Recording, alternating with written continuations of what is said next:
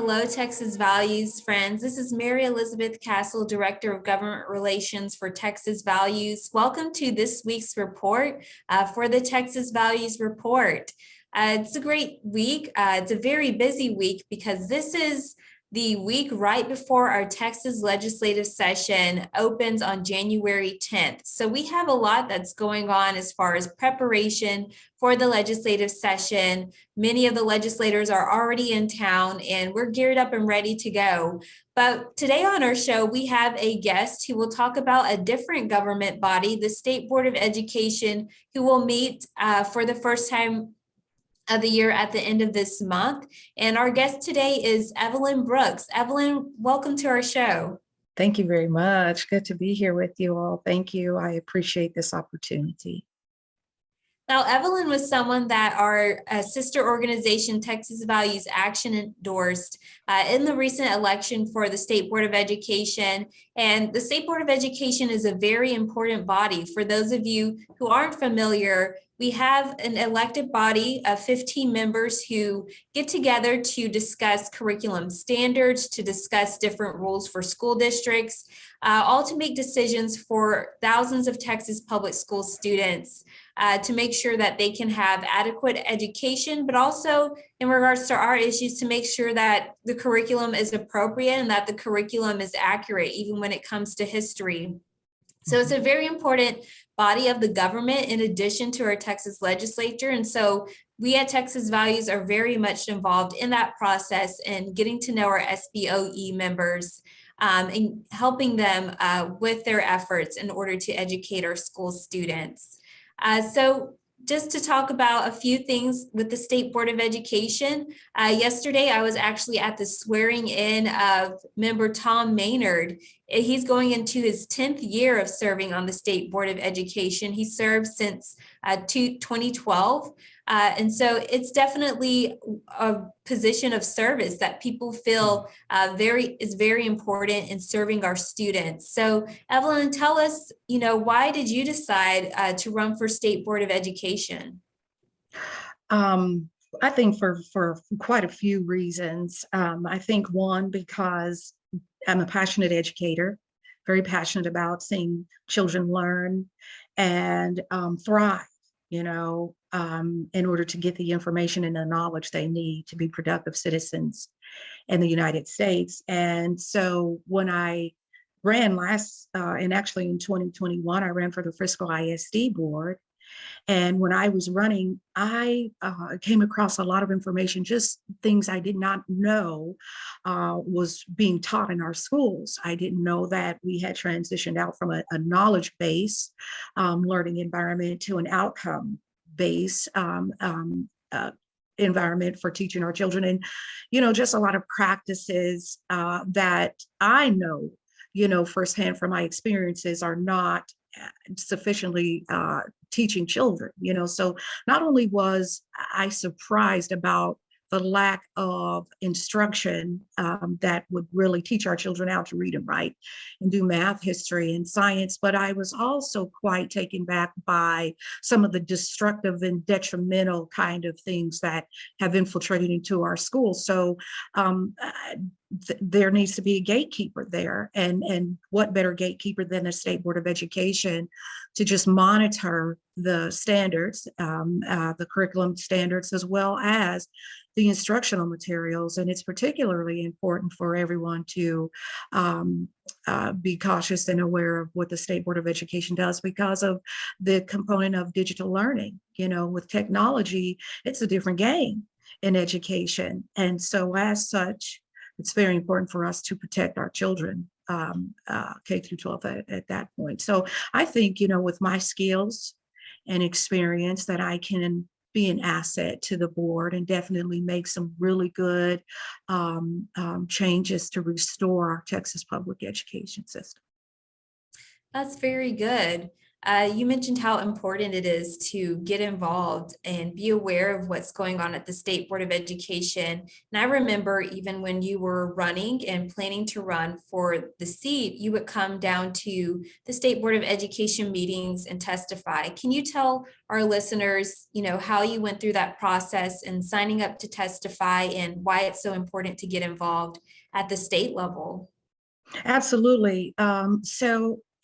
I went online to the Texas Education Agency website, and I'll usually just type in, in capital letters TEA, and then I'll put in the SBOE and whatever it is that I'm looking for. So for that, I was looking for the upcoming meeting, State Board of Education meeting, and I looked at the agenda, and I just looked over the items that I wanted to speak to. I knew that the social studies TEKS were coming up, and I wanted to speak to that. So once I went online, I actually downloaded a copy of the 2018 social studies TEKS, and then I looked at the revisions that the State Board of Education was looking into reviewing at that time. And I knew that this was an opportunity for me to use my expertise. And even, without being a teacher, I'm a citizen, of this great state, this great nation of the United States of America. And I saw a lot of things missing. I saw a lot of things, information that did not line up with social studies and history. So I thought I could speak to that. And so I signed up. It was just a very short window, in my opinion, to sign up to come and testify. And so I did, and I looked at which agenda item. I matched it. I went out to Austin, and it was the most wonderful experience because our voice does matter.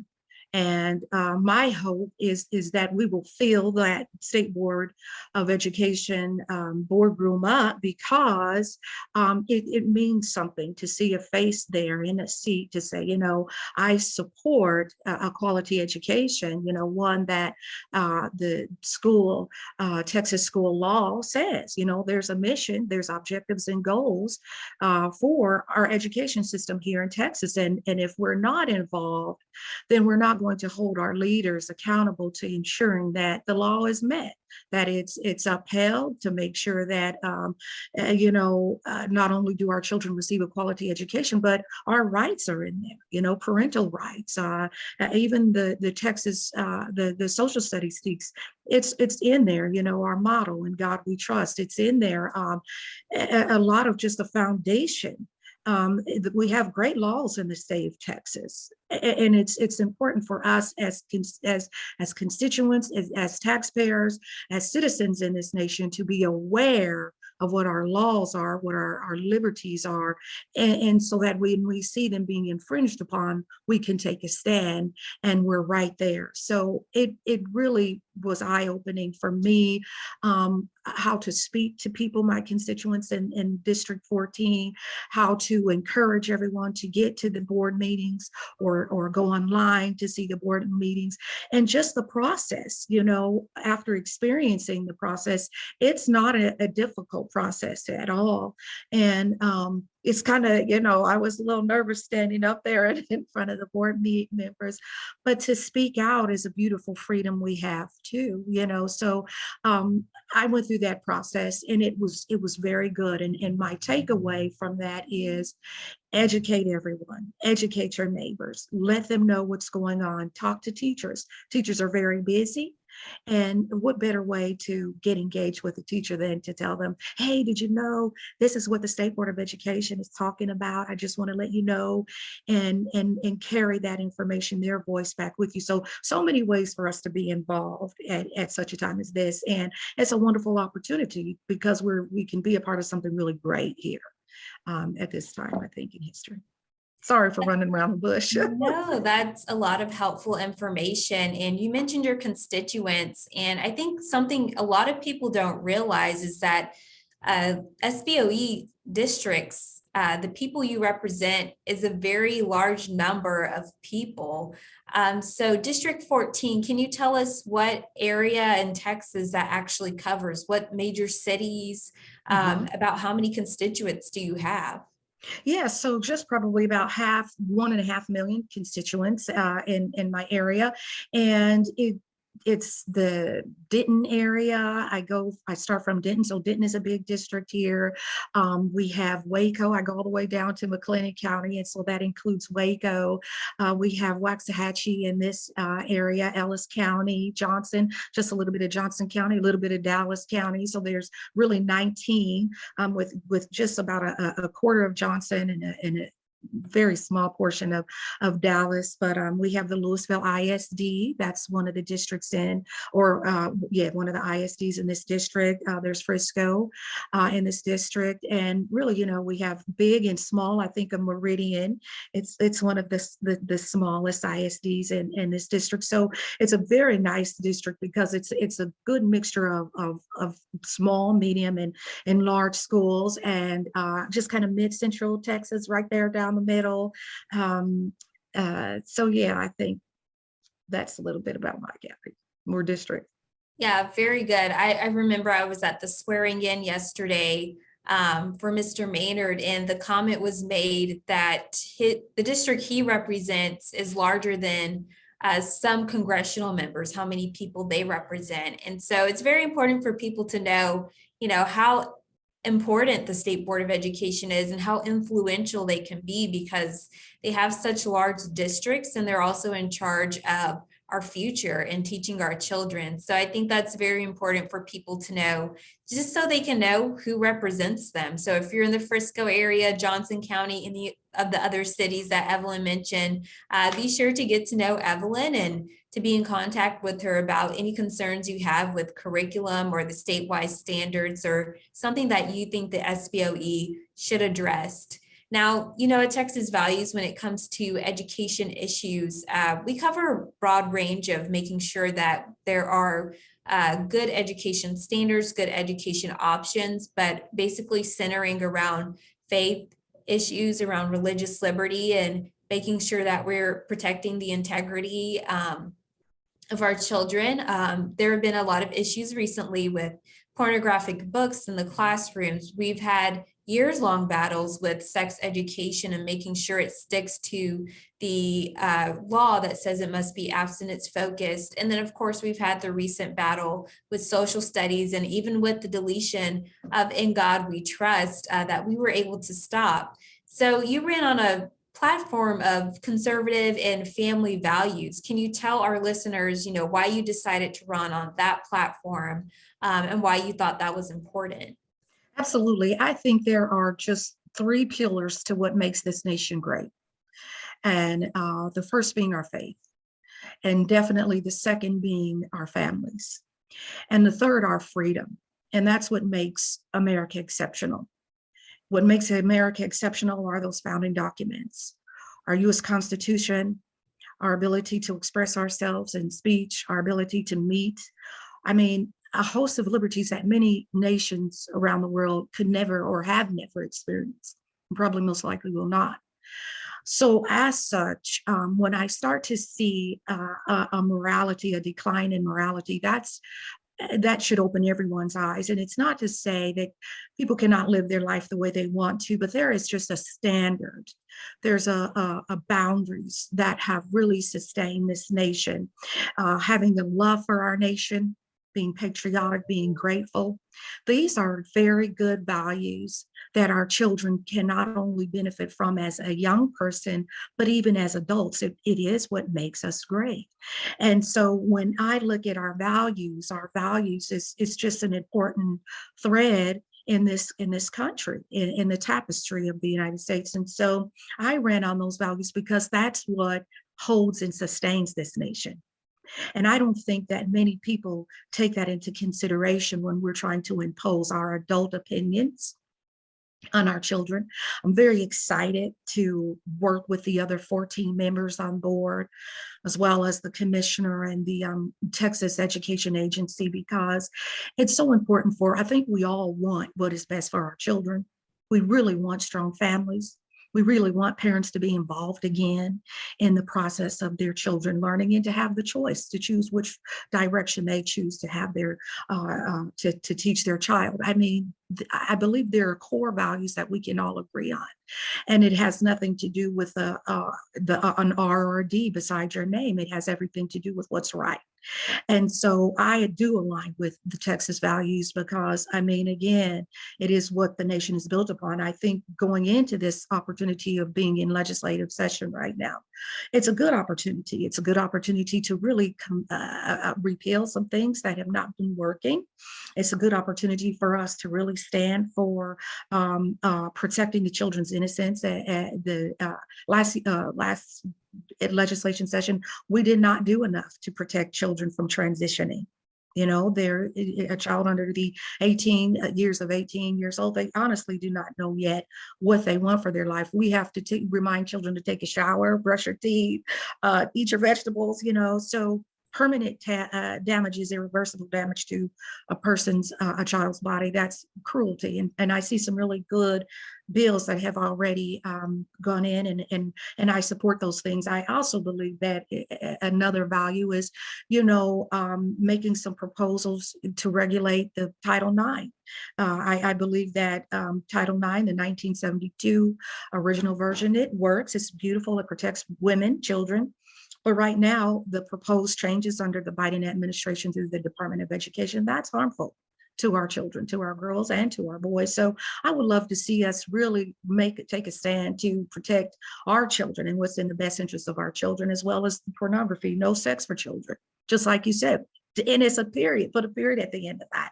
Do we need a rating system to really say that children should not be allowed to have sex? No sex in the schools, no pornography. And I love what Oklahoma has done with their bill that they passed recently. No sex for children, and they're holding everyone accountable with penalties. You know, vendors, librarians, teachers.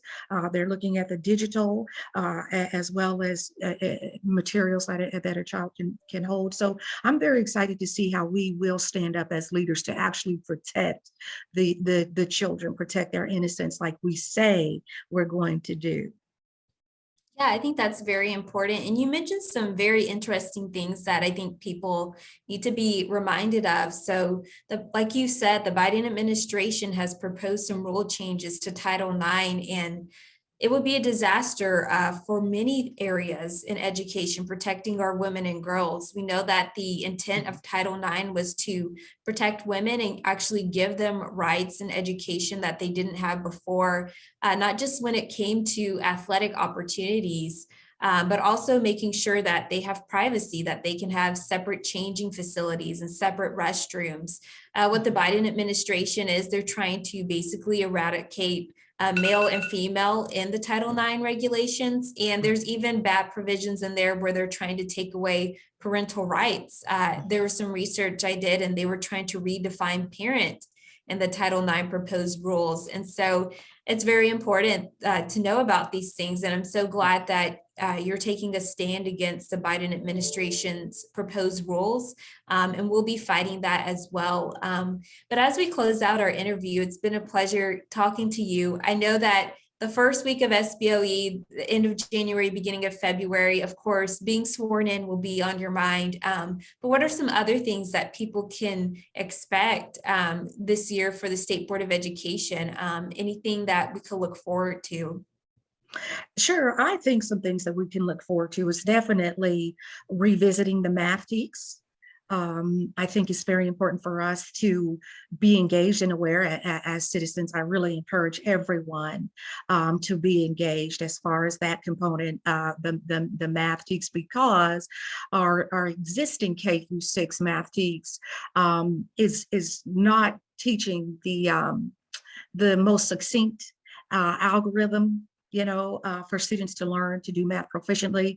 And what happens when we don't give kids a good foundation in mathematics, there's gaps. So if K through 5th, I don't have a strong foundation in multiplication, division, addition, subtraction, your fractions and your decimals. If kids have just not mastered the foundation of math, and they're not going to be ready to go into your algebra and your pre-algebra, which is what is required in your middle school, just to be proficient and to be competitive with students from around the world. So I encourage all parents, especially those parents who are weary from not having a math textbook in order to help their children with math, especially at the primary levels, the level to be successful in math in order to grasp those higher level concepts. So I think we need to keep our eyes on that.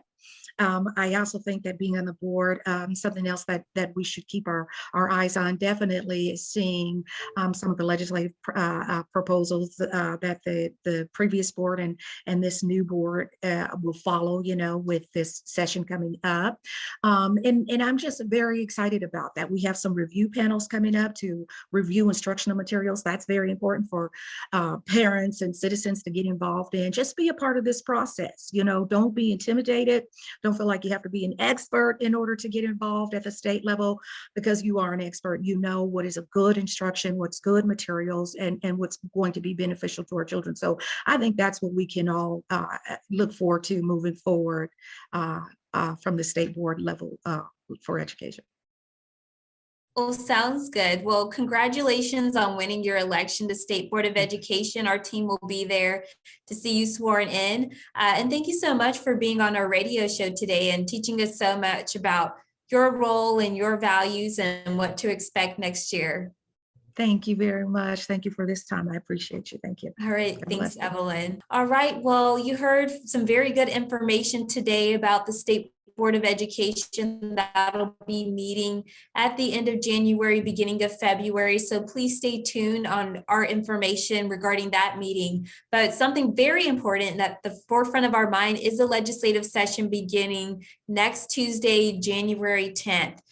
We have a lot of expectations for next session. A lot of our priorities have been listed and have been public. So please visit txvalues.org. Our priorities consist of course, the Save Women's Sports Bill, stopping gender modification for minors, education issues, parental rights, stopping inappropriate library books in schools, medical conscience for all those who have Christian faith and are doctors, and of course, we'll be doing our very best to protect our current pro-life laws and make sure that we can increase the funding of the alternatives to abortion programs so we can have more options for women and babies. But in addition to all of that, we want to make sure that on the first day of session, before we even get started with debating bills, that you're there to see everything that happens and you're a part of the process. So that's why we're allowing you to set up camp in our downtown office on 1005 Congress Avenue in the lower level. We'll have a room reserved there. So this isn't a formal event, so don't expect a steak dinner. We're just giving you a place to kind of set up and rest while going back and forth to the Capitol on January 10th to make sure that you have an opportunity to actually take part in the festivities on the opening day. It's not just a day for the elected officials and their families or for people in policy work. It's your Capitol. It belongs to you. So if you want to be there on the first day to see the ceremonies, to talk with your elected officials before we even get started on hearings and bills, then January 10th is the day to do it. So please mark your calendar for that and mark our address of 1005 Congress Avenue and go to the lower level. And that's where you can take a break and just talk to our staff before you're going back and forth to the Capitol. Something else happening next week that is really exciting, and I finally have the green light to share, is that the NCAA, and all of you who watch sports, or even if you don't watch sports, you know how big of a deal the NCAA is. Well, they're having their national convention in Texas this year, which is totally a coincidence that they're having it the first week in Texas, the first week of our legislative session. So they will be meeting in San Antonio, January 11th through the 14th. And on January 12th, our team, along with Independent Women's Forum, different women's sports groups, Riley Gaines, our friend who we've had on the show many times, will be holding a rally January 12th outside of the NCAA convention. So please stay tuned for more information. We hope that you can be there at that rally. You can even email me for more information about that rally.